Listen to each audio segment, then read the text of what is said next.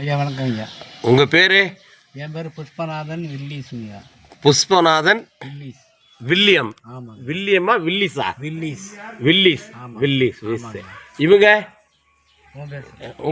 இவங்க யாரு? இவங்க வந்து என்னோட மனைவி சார். அப்படிங்களா? உங்கள் பேருமா? வணக்கம் சார். உங்கள் பேர்? பேபிங் சார். பேபி. பேபி எங்களுக்கும் எங்கள் தெருவில் பேபின்னு ஒரு பொண்ணு இருந்துச்சு. இப்போ அது சென்னையில் இருக்குது. ஆமாம், பேபி டார்த்தி அதுக்கு பேர். சரி, பரவாயில்ல. உங்களுக்கு கல்யாணம் ஆகி எத்தனை வருஷம் ஆகுதுங்க? எங்களுக்கு கல்யாணம் ஆகி 15 வருஷம் ஆயிடுச்சு. 2008 ஆச்சுங்க சார். சரி சரி. 8 இப்போ பார்த்து கணக்கு பண்ணிக்க 26 15 வருஷத்துக்கு மேலே ஆயிடுச்சுங்க சார். 15 வருஷத்துக்கு மேலே ஆயிடுச்சு. நான் வந்து யாராவது ஒரு ஊனமாக உள்ளவங்களுக்கு தான் வாழ்க்கை கொடுக்கணும்னு முடிவோடு இருந்தேன். அப்போ வந்து இவங்களை எங்கள் ஃப்ரெண்டு மூலயமா இவங்களை பார்த்தேன். சரி சரி சரி. இவங்களை கல்யாணம் பண்ணிட்டேன். வாழ்க்கை கொடுத்துட்டேன். நான் கல்யாணம் பண்ணும் பொழுது எல்லாம் ஓகேன்னு சொன்னப்போ ஒரு எல்லாமே எங்கள் ரெண்டு ஃப்ரெண்ட்ஸ் எல்லாம் சேர்ந்து வச்சவங்க கல்யாணத்துக்கு முடிவு பண்ண ஓடி போயிட்டாங்க பயந்துக்கிட்டு. ஏன்னா உனக்கு கண்ணு தெரியுது, எனக்கு கண்ணு தெரியாது, கை விட்டுருவேன், அப்போ நாங்கள் மாட்டிக்குவோம் அப்படின்னு சொல்லுவாங்க. நாங்களாவே போய் ரெட் கிராஸ் சொசைட்டி மூலயமா, திருச்சி ரெட் கிராஸ் செல்வராஜன் ஒரு சார் இருக்காரு. அவர் எல்லாத்துக்கும் தெரியும், பிஹெச்எல் ஸ்டாஃப். அவர் மூலியமா அவர்கிட்ட போய் கேட்டோம். 2 பேருமே போனோம், தனியாக போனோம். போய் கேட்டோம், எப்படிம்மா ஓகே நீங்கள் ஒழுங்காக வாழ்வீங்களா, நாங்கள் பண்ணி வச்சிடறோம், நாங்கள் தேரடி கரெக்டாக கடைசி வரைக்கும் வச்சு காப்பாற்றுவாரான்னு கேட்டாங்க. நான் சொல்லும் போதே கடைசி வரைக்கும் காப்பாற்றணும்னு சொல்லி தான் கல்யாணம் சொல்லியிருக்கேன் சார். பொண்ணு பார்த்தோன்னே அதான் சொல்லிட்டு நான் வேறு எந்த பொண்ணும் பார்க்கல, இந்த ஒரு பொண்ணு தான் பார்த்தேன், ஓகேன்னு சொல்லிட்டேன். சரி, கண்டிப்பாக நாங்கள் வாழ்வோம், நீங்கள் திருச்சி தானே இருப்போம், நாங்கள் நீங்கள் பார்ப்பீங்க அப்படின்னு சொன்னோம். அது மாதிரி இது வரைக்கும் வெற்றிகரமாக 15 வருஷம் வாழ்ந்துட்டோம். சரி, எங்களுக்கு குழந்தைங்கலாம் இல்லை. சரி சரி. அதனால என்ன பண்ணிட்டாங்க, கண்ணு தெரியாத பொண்ணு வேற கல்யாணம் பண்ணிட்டு வந்துட்டேன், குழந்தையும் வேற இல்லை, நீ போயிடுவோம் வழியை பார்த்துக்கணும், வீட்டில் 2 சென்னு ஒதுக்கி விட்டாங்க.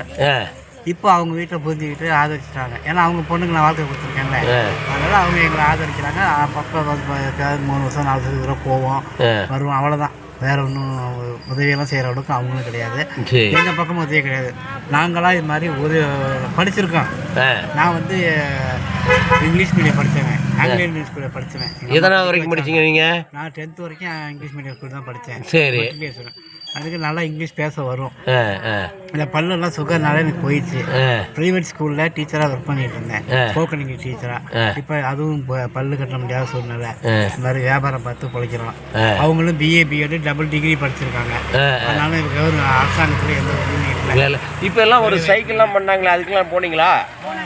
போனீங்க. சொல்லு. சரி, இல்லை இல்லை, இன்னும் உங்கள்கிட்ட என்ன முடிக்க. உங்கள் கூட பிறந்தவங்க எத்தனை பேருங்க? என் கூட பிறந்தவங்க வந்து 3 அக்கா.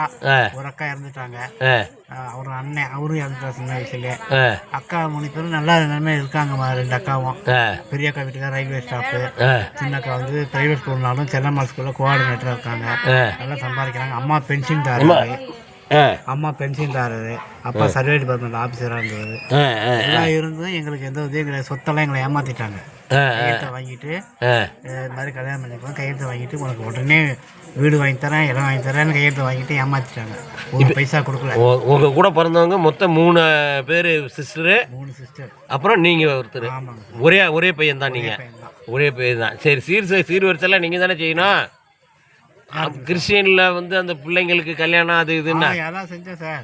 வயசுக்கு வந்ததுக்கெல்லாம் சீரெல்லாம் செஞ்சீங்க நீங்கள்? வயசுக்கு ஒரே ஒரு தோடு, அதுக்கெல்லாம் அடகு வச்சு போய் சீர் வச்சேன் பெரிய அக்கா மகளுக்கு. தோடே போயிட்டு வாங்க முடியல, கொலுசு அடகு வச்சு செஞ்சேன் சீர் செஞ்சேன் இன்னொரு பிள்ளைக்கு. அதோட அந்த கொலுசும் போச்சு. போடுறதுலாம் கவலை. பேபி மேடத்துக்கு வரேன். உங்கள் கூட பிறந்தவங்க எத்தனை பேருமா? என் கூட பிறந்தவங்க என்னோட சேர்த்து 7 பேர் சார். 7 பேர். நீங்கள் எத்தனாவது ஆள்? நான் 3வது ஆள். 3வது ஆள். இப்போ எல்லோரும் பாசமாக இருப்பாங்களா? எல்லாமே பாசமாக இருப்பாங்க. எல்லாம் பாசமாக இருப்பாங்க. சரி, இந்த உலகத்தை பார்க்க முடியலையே அப்படின்ட்டு ஏதாவது உங்களுக்கு ஒரு வருத்தம் இருக்கா? இல்லைங்க சார், வருத்தம் இல்லை. ஏன்னா நான் இது மாதிரி இருந்ததுனால தான் எனக்கு நல்ல கணவர் அமைஞ்சிருக்கு. அப்படியா? ஆமாம். நிஜமா? கண்ணு தெரிஞ்சது எங்கே குடிக்காரங்க கட்டி எங்கேயோ கஷ்டப்பட்டு போனோம். அதனால எனக்கு கண்ணு தெரியாது. பார்த்தீங்கன்னா அவர் குடிக்க மாட்டார். குடிக்க மாட்டார். நல்ல பிள்ளை. நல்ல பிள்ளை. நிஜமா? குடிக்கிறவங்களாம் மோசமான ஆளுங்களா? ஆமாம். எப்படி சொல்கிறீங்க? நல்லவங்க இருப்பாங்கல்ல குடிக்கிறவங்க இல்லையா? அந்த நிலையில இருக்கும்போது குடும்பத்தை பற்றி நினைக்க தோணாது. அதாவது குடிக்கிறதுக்கு முன்னாடி நல்லா இருப்பேன், நல்ல மனுஷனாக தான் இருப்பாங்க. குடிச்சதுக்கு அப்புறம் யாரு என்னன்னு தெரியாது, செலவு பண்ற காசுனுடைய வருமானம் என்னன்னு தெரியாது. அது கொஞ்சம் வேணா போகுமே ஒழிய குடிக்கிறவங்க எல்லாம் தப்பா நினைக்க கூடாதுல்ல. இல்லை சார், குடிக்கிறதே முதல்ல தப்பு தான் சார். குடிக்கிறதே முதல்ல தப்பு தானே? சரி சரி சரி. இப்போ உங்கள் கூட பிறந்தவங்கன்னா 7 பேர், எத்தனை பேர் பொம்பளைங்க எத்தனை பேர் ஆம்பளைங்க? 3 பேர் ஆம்பளைங்க சார், 4 பேர் பொம்பளைங்க. 4 + 3. இப்போ எல்லாருமே திருச்சியில் தான் இருக்காங்களா? இல்லைங்க சார், சொந்த ஒரு கிருஷ்ணகிரி. உங்களுக்கு கிருஷ்ணகிரி, உங்களுக்கு? எனக்கு வந்து பெரம்பலூர் மாவட்டம் சார். பெரம்பலூர் மாவட்டத்தில் என்ன ஊர்? அரும்பாவூர். அரும்பாவூரா? Very good. அப்புறம் எப்படி திருச்சிக்கு வந்தீங்க? நாங்கள் இப்போ அப்பா ட்ரான்ஸ்ஃபர் ஆகி திருச்சிக்கு தஞ்சாவூருக்கு வந்தாங்க. அப்புறம் ரிட்டையர் ஆகி அங்கே இறந்துட்டாங்க. எல்லாம் திருச்சிக்கு வந்து எங்கள் தாய் மாமா இங்கே இருந்தார், ஹவுசிங் போர்டு எலக்ட்ரிஷனாக இருந்தார்.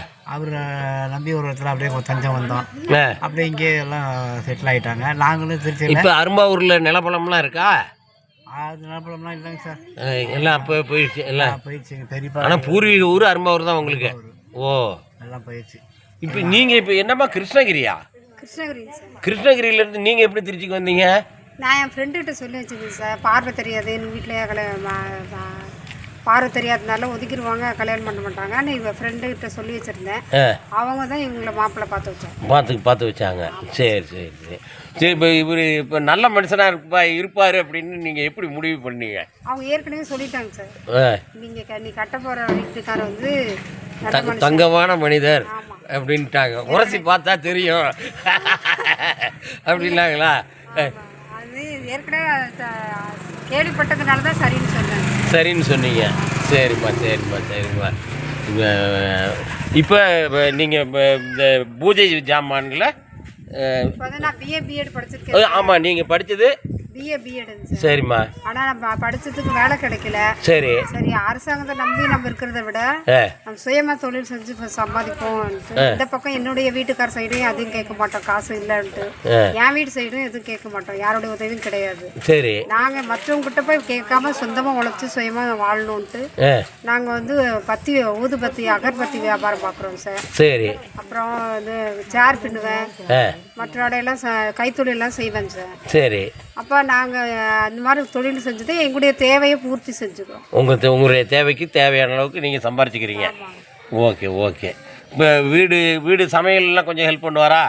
அவர் தான் சார் சமைப்பார். நீங்கள் முடிஞ்ச அளவுக்கு ஹெல்ப் பண்ணுவீங்க. நான் பாத்திரம் விளக்கி வீட்டு மற்ற சுத்தம் பண்ணுறது, துணி துவைக்கிற மற்ற வேலையெல்லாம் செஞ்சு கொடுப்போம். வீடு சரி. வீடு சொந்த வீடா எப்படிங்க? சொந்த வீடு தான். சொந்த வீடு.